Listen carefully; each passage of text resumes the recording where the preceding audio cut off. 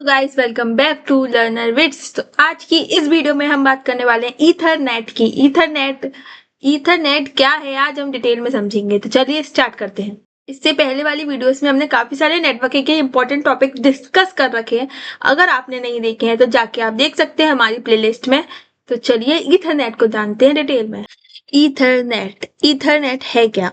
Ethernet का मतलब होता है वायर्ड लैन टेक्नोलॉजी। मतलब लैन हमने पढ़ा था लोकल एरिया नेटवर्क। तो जो ऐसा नेटवर्क जो किसी छोटे से एरिया में हो और एक दूसरे के साथ वायर्ड कनेक्टेड हो, उसे हम ईथरनेट बोलते हैं। यानी एक छोटे से एरिया में जो नेटवर्क हो, लोकल एरिया नेटवर्क हो, लैन हो, और उसमें जो सारे डिवाइसेस हो वायर्ड हो, एक दूसरे के साथ वायर्ड कनेक्ट हो, तो उसे हम बोलेंगे ईथरनेट।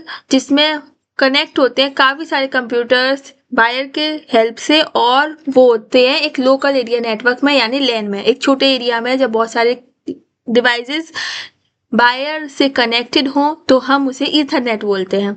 और इसका जैसे हमने पढ़े थे स्टैंडर्ड्स पढ़े थे, हमने IEEE के स्टैंडर्ड्स पढ़े थे, तो हमने उसमें तब भी डिस्कस किया था कि ईथरनेट का जो स्टैंडर्ड है उसका नाम है 802.3 स्टैंडर्ड। 802.3 स्टैंडर्ड है ईथरनेट के लिए।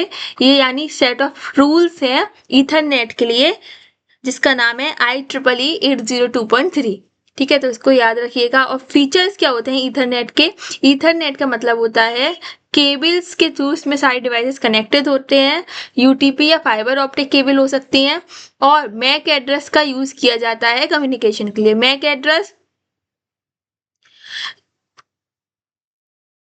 एक इसका फुल फॉर्म होता है मीडिया एक्सेस कंट्रोल एड्रेस। ये डिवाइस में हर एक नेटवर्क में, यानी ये नेटवर्क है उसमें जितने भी डिवाइसेस होंगे उन्हें ये मैक एड्रेस दिया जाएगा। उनके नेटवर्क के इंटरफेस कार्ड, यानी हर एक डिवाइस में एक कार्ड होता है, नेटवर्क इंटरफेस कार्ड, NIC जिसे बोलते हैं, उसको एक एड्रेस दिया जाता है। ये एक यूनिक आइडेंटिफिकेशन नंबर होता है, जैसे हमारे सभी के फोन नंबर होते हैं, बिल्कुल ऐसा ही हर एक डिवाइस के पास मैक एड्रेस होता है, जिससे पता चलता है कि कौन से डिवाइस को हमें डाटा सेंड करना है, जिससे कम्युनिकेशन करने में हेल्प होती है वन डिवाइस से दूसरे डिवाइस में।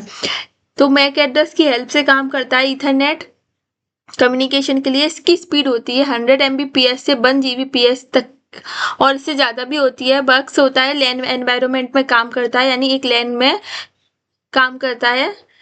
कैसे काम करता है ईथरनेट? ईथरनेट के काम करने की प्रोसेस है, डिवाइस चेक करते हैं कि नेटवर्क फ्री है या नहीं। अगर यहाँ पर नेटवर्क है हमारा, ठीक है, उसमें कोई डिवाइस फ्री है या नहीं ये चेक करते हैं, डिवाइस की नेटवर्क फ्री है या नहीं।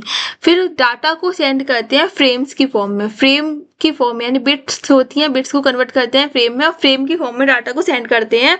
हर एक फ्रेम के पास एक मैक एड्रेस होता है सोर्स का, यानी जो डिवाइस डाटा सेंड कर रहा है उसका आइडेंटिफिकेशन नंबर होता है मैक एड्रेस की, कहाँ से डाटा जा रहा है और कहाँ पहुंचेगा। डेस्टिनेशन का एड्रेस भी उस फ्रेम में होता है। डाटा डिलीवर्ड होता है करेक्ट डेस्टिनेशन तक। ठीक है, एक्सेस मेथड की बात करेंगे। एक्सेस मेथड यानी CSMA-CD यानी carrier sense multiple access with collision detection method का यहाँ यूज करता है एक्सेस मेथड को। यानी डिवाइस चेक करता है डाटा को सेंड करने से पहले CSMA-CD की कोई कोलिजन डिटेक्ट हो रहा है या नहीं। अगर कोलिजन होता है तो डाटा को दोबारा से रीसेंड करता है। और ये CSMA-CD और CSMA collision detection, collision correction के जो भी थे हमारे एक्सेस मेथड, ये हम पहले भी डिस्कस कर चुके हैं। तो यहाँ पे इंटरनेट में CSMA-CD का यूज होता है carrier sense multiple access with collision detection का। ठीक है, तो अगर कोलिजन होता है नेटवर्क में डाटा को सेंड करने में, तो डाटा को दोबारा से रीसेंड कर सकता है। ये कोलिजन डिटेक्शन का काम करता है। ठीक है, ईथरनेट फ्रेम स्ट्रक्चर। ईथरनेट में डेस्टिनेशन का मैक होता है, एड्रेस होता है, यानी डेस्टिनेशन का नंबर होता है, सोर्स का एड्रेस होता है, डाटा होता है, और एरर चेकिंग के कोड होते हैं। ठीक है, तो एक फ्रेम है, उस फ्रेम में क्या क्या होती है? 4 चीजें होती हैं। एक मैक एड्रेस होता है, डेस्टिनेशन का सोर्स यानी कहाँ से डाटा आ रहा है, कहाँ डाटा पहुंचेगा, एक्चुअल डाटा क्या है वो, और एरर चेक करने के लिए भी इसमें होता है।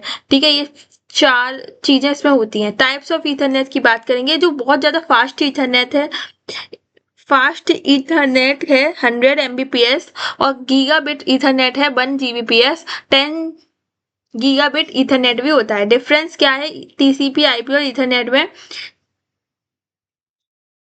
कुछ लोगों को टीसीपी आईपी और ईथरनेट में कुछ कुछ बातें कॉमन लगती हैं, लेकिन ये बिल्कुल डिफरेंट है एक दूसरे से कि टीसीपी आईपी केवल एक प्रोटोकॉल सूट है, लेकिन नेटवर्क टेक्नोलॉजी का काम है। ईथरनेट एक नेटवर्क टेक्नोलॉजी है, ठीक है। इसमें मल्टीपल लेयर होती हैं, इसमें केवल डाटा लिंक और फिजिकल लेयर से काम किया जाता है कि फिजिकल में वायर आ गए, डाटा लिंक में जो हम फ्रेम की फॉर्म में डाटा सेंड कर रहे थे वो है।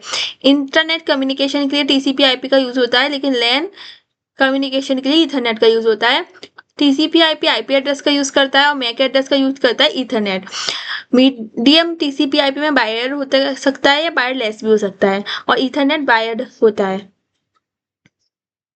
अब टीसीपी आईपी और ईथरनेट साथ में कैसे काम करते हैं उसको समझने के लिए हमें ये प्रोसेस समझनी पड़ेगी, जिसमें कि टीसीपी आईपी प्रिपेयर करता है सबसे पहले रूट्स, डाटा किस रूट से जाएंगे।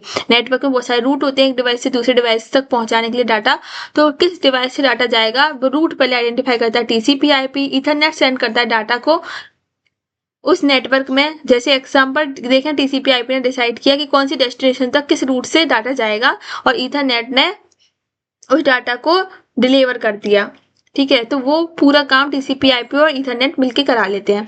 तो ये पूरे थे हमारे ईथरनेट का टॉपिक। अगर आपको अच्छा लगा तो चैनल को करें subscribe, like. Thank you for watching Learner Bits, keep watching, stay tuned, bye.